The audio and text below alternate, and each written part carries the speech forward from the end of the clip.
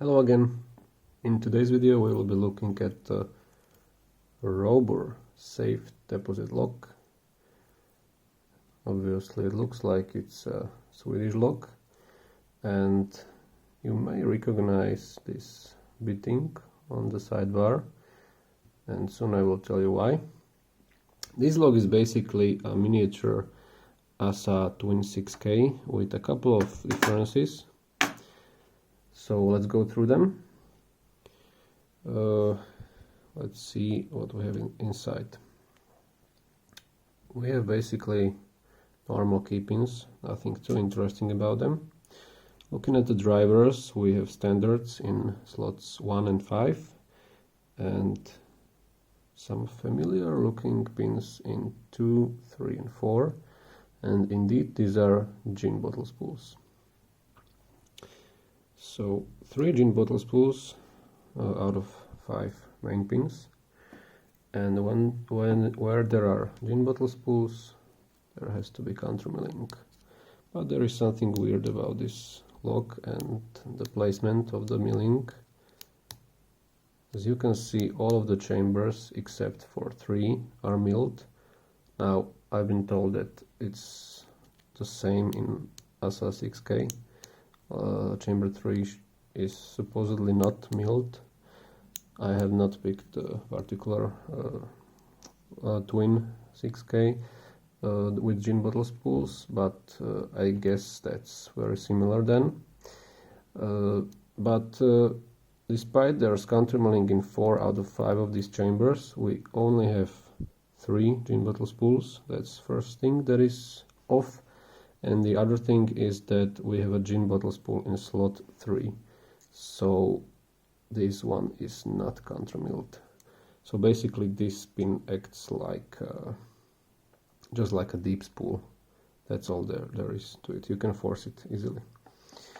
And we also have a sidebar. We have a sidebar that is exactly the same like in the ASA Twin 6K. That means the code is in the sidebar itself. You can see different depths or heights for the side pins, and the side pins are also exactly the same like in the ASA Twin 6K. So there is a true gate right in the middle, and the false gates are above and below. So very similar lock to the Twin 6K, but it's a little bit smaller, of course. There are only 4 side pins and only 5 main pins, and then there's the weird countermilling. In terms of picking this lock, it has kinda good tolerances, but they are not great. The sidebar especially lets me do stuff that I wouldn't be able to with the Twin 6K. Like at one moment in the pick I basically forced or preset one of the side pins that was giving me some trouble under heavy tension, and I would not be ever able to do that with the Twin 6K. So yeah, that was kind of a way how to abuse it. So the tolerances were not that great, but they could still cause you some troubles. I had them too before I figured out a way how to bypass it. And about these gin bottle spools, basically you also need to float pick them out of the milling, like in other locks, like I don't know, the ASA 700 for example. But I also felt that the tolerances were not that good and there was more room for error basically. And as I mentioned, this gin bottle spool in position 3 could be just bullied out because there is no countermilling. It gives you a full set, but you can just force it out very easily. So yeah, for picking I was using this Peterson hook, and then this one, I think it's, I don't know, 4 and 5 or 3 and 5, I'm not sure. And for the side pins I was using the multi-pick number 7. Is it 7? Yes, it's 7. So yeah, I think that's pretty much it, what there is to say about this lock. But I was really like surprised when I learned about it, because it's a really cute miniature of the 26K. Let me just show you the housing. You can see the sidebar slot. It's almost like a cam lock because it only allows you rotation in one direction here. Okay, so this is what limits the rotation. So yeah, it's pretty compact and pretty sturdy and well made. We also have some drill protection over here. I think there is also some in the core itself. Yes, there is, here and here. Actually, here as well. I think it's for protecting the sidebar from being drilled. So this is the bottom where the side pins rest. The sidebar slot. The keyway is pretty open, so it allows you to use a thicker hook like I did with the 0.019 thousandths, or yeah, you know what I mean. Okay, so I think that's all there is to say, so let's go ahead and start picking. Okay, here we go. Start on the main stack. Nothing on one.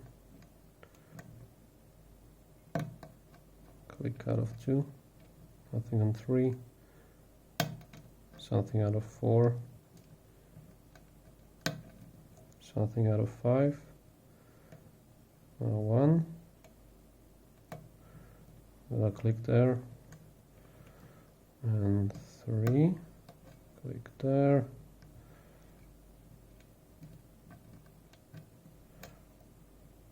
Something needs a little bit more push.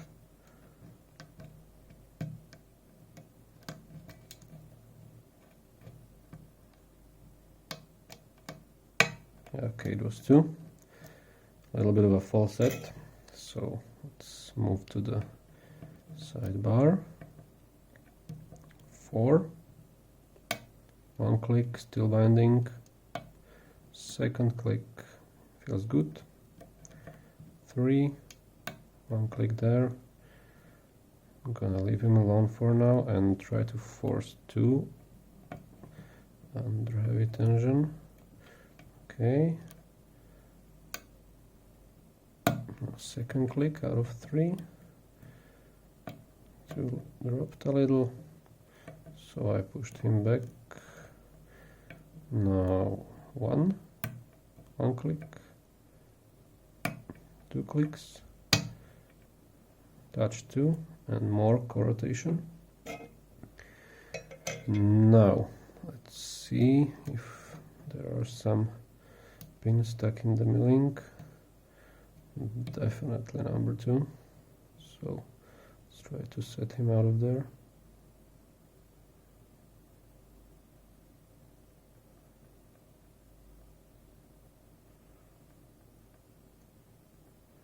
I'm getting us a 700 flashbacks now. So I'm being really careful about this. Okay, I think I pushed 2. Or did I? Yeah, it feels pretty good now. 3 is a gin without countermilling, so I can just force him like this. But I think I dropped 2 in the process. Yes, I did.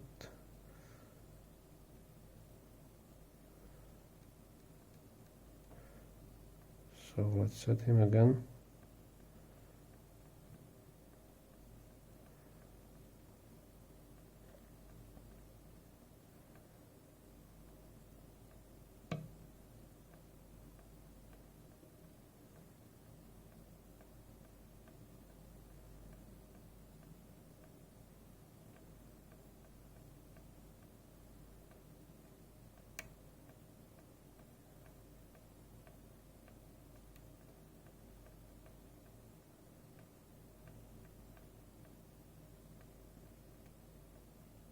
Come on, buddy.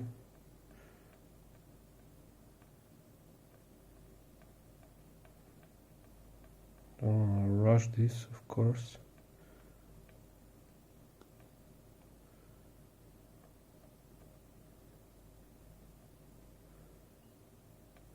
Okay, and he's out of the milling. 3 is good, so that means we only have 4 left. Yeah, he's stuck there pretty well.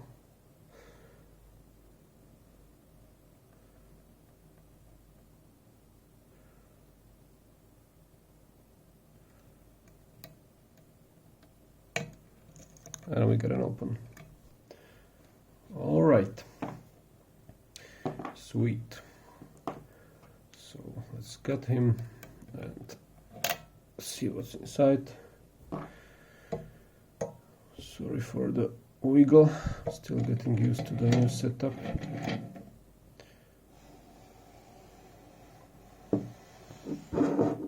I'm just figuring out all the angles. Okay. Is this a good angle? Looks like it might be. Actually, let me just rotate this a little. How about this? Okay, I guess.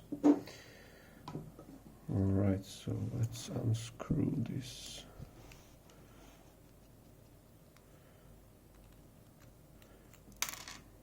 Nice.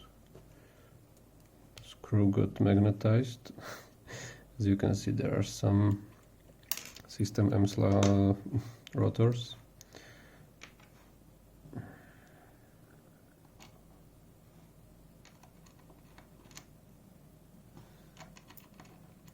Well, isn't it just nice? Okay, keys are here, and the follower.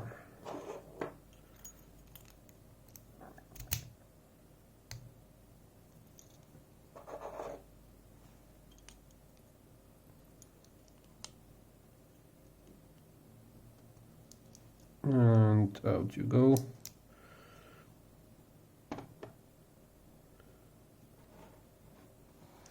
So let's dump the sidebar first. Okay.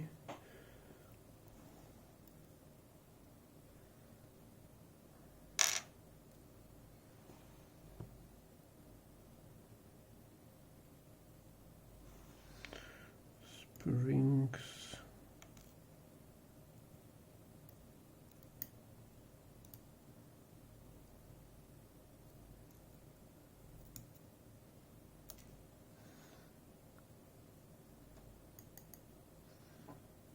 Yeah, there he is. Okay, now key pins.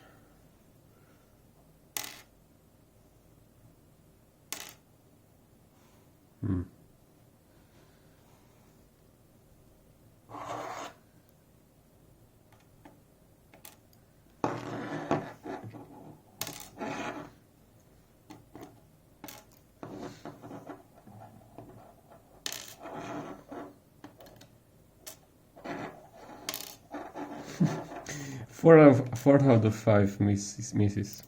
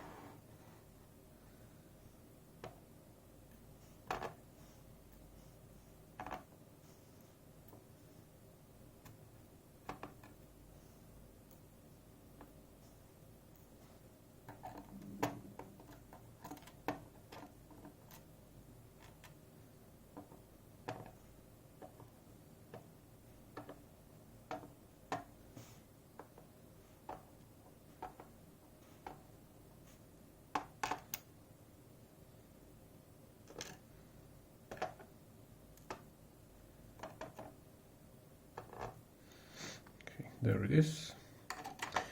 And where's hook?